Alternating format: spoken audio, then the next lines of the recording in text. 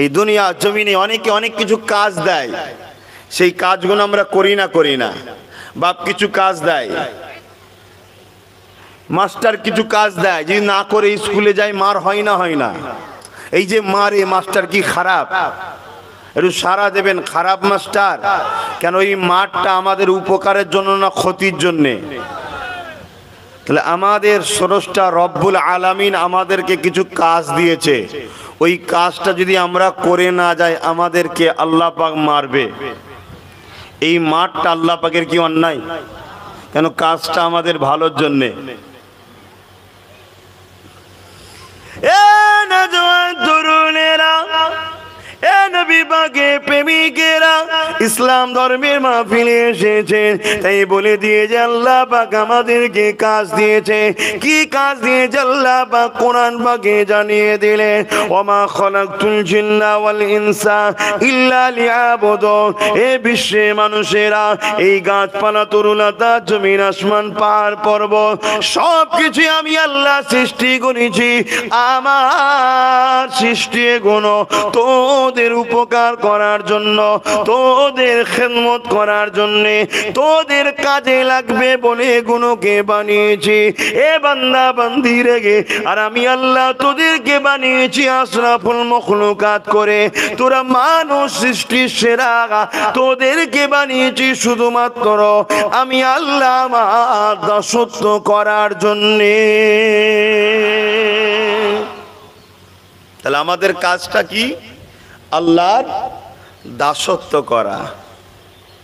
এই দাসত্ব যদি করে না যায় তাহলে আল্লাহ পাক আমাদেরকে কিন্তু ধরবেন, মারবেন, আর ঠিকানা হবে জাহান্নাম। আর যদি দাসত্ব করে যায় আল্লাহ খুশি হয়ে আমাদের ঘরে তার রহমতের বিনিময়ে জান্নাতুল ফেরদাউস দেবে, জান্নাত দেবে এবং দিদারও নসিব করবে। জোরে বলুন সুবহানাল্লাহ। বাপেরা, নওজওয়ানেরা, এই জমিনের উপরে আমরা বসবাস করি। এই জমিনে আমরা একে অপরের জন্য কত কি না করতে পারি। এই জমিনে একে অপরের জন্য আমরা কত সময় ব্যয় করতে পারি। এই জমিনে একে অপরের জন্য কতটা না কষ্ট করতে পারি।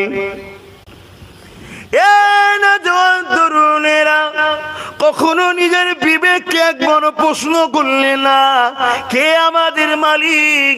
কে আমাদেরকে দুটো চোখ দিয়েছে? কে দুটো কান দিয়েছে? কে দুটো হাত দিয়েছে? কে দুটো পা দিয়েছে? কে দুটো কিডনি দিয়েছে, হার্ট দিয়েছে?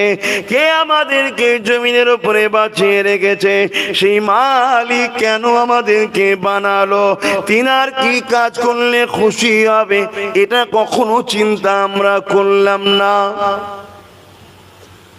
কিছুদিন আগে একটা বিমার গেল, ওই বিমারে মানুষ নিঃশ্বাস নিতে পারছিল না। মানুষগুলোকে হসপিটালে ভর্তি করতে হয়েছে, সিলিন্ডার ব্যবহার করতে হয়েছে, অক্সিজেন দিতে হয়েছে। এরপরও হাজারো লাখো মানুষ মারা গেছে। যুবকেরা, তরুণেরা, আম্মারা, বোনেরা, কখনো কি ভাবলেন না কে আমাদেরকে বিনা সিলিন্ডারে ফ্রিতে অক্সিজেন দিচ্ছে? হসপিটালে দুদিনে 20, 30, 40, 50,000 পর্যন্ত বিল হয়ে গেল। আর কে আমাদের এখানে এতদিন ফ্রি অক্সিজেন দিয়ে যাচ্ছে? কে আমাদেরকে বাঁচিয়ে রেখেছে? একবারও কি কখনো ভাবলেন না এই দুনিয়ায় যারা আমাদের ক্ষতি করতে চায় তাদের পিছনে লাইন দিয়ে মিছিলে কি স্লোগান দিয়ে সময় নষ্ট করি সামান্য 500,000, 2 কেজি চাল পাওয়ার জন্য। আর যে দুটো হাত দিল, এই হাতের দাম লক্ষ লক্ষ টাকা। যিনি দুটো পা দিলেন, এই পায়ের দাম লক্ষ লক্ষ টাকা। যিনি দুটো কিডনি দিলেন, এই কিডনির দাম লক্ষ লক্ষ টাকা। আজও যিনি তোমাকে আমাকে জিন্দেগি দিয়ে বাঁচিয়ে দিয়েছে, এই জীবনটার দাম কোটি কোটি টাকা।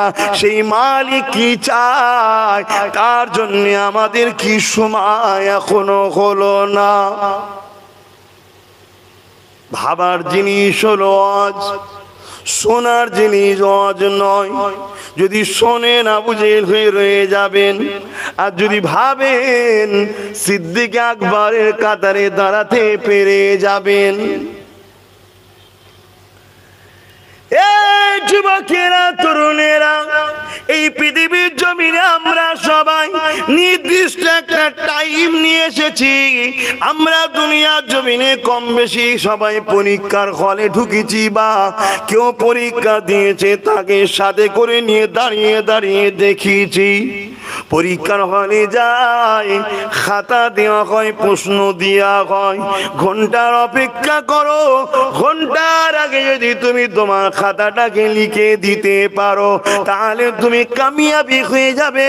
ঘন্টা পরে যাবার পরে হাজারো রিকোয়েস্ট করলে আর তোমার কিছু করার নাই, পরীক্ষার হল থেকে তোমাকে বেরিয়ে যেতে হবে।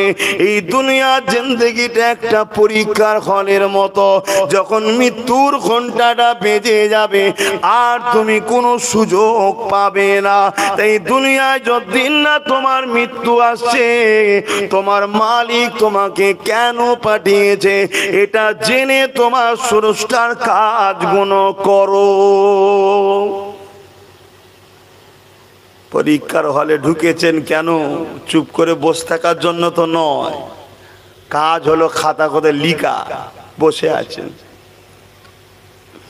তা আমাদেরও স্রষ্টা মালিক আমাদেরকে দিয়েছে চুপ করে বসে থাকার জন্য, কাজ করার।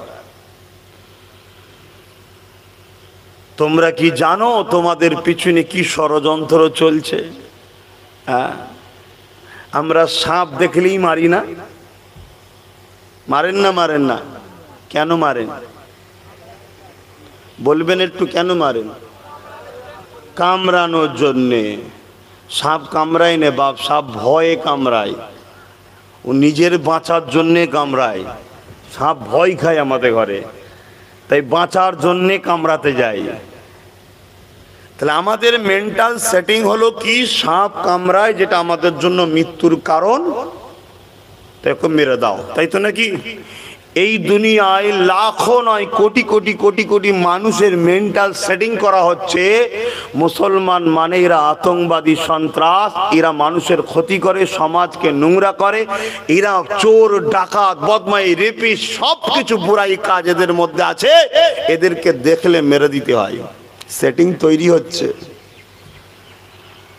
হয়তো আমার কথাটাকে কারো কারো গল্প লাগতে পারে, কিন্তু দুনিয়ার দিকে একটু তাকিয়ে তাকিয়ে দেখো না। ধরে ট্রেন থেকে কখনো ফেলে দিচ্ছে, কখনো পিছন থেকে কুড়ুল দিয়ে মেরে দিচ্ছে, কখনো বুকের উপরে লাপাতে লাপাতে লাপাতে লাপাতে মেরে দিচ্ছে। মানুষ কখনো মানুষকে এইভাবে মারতে?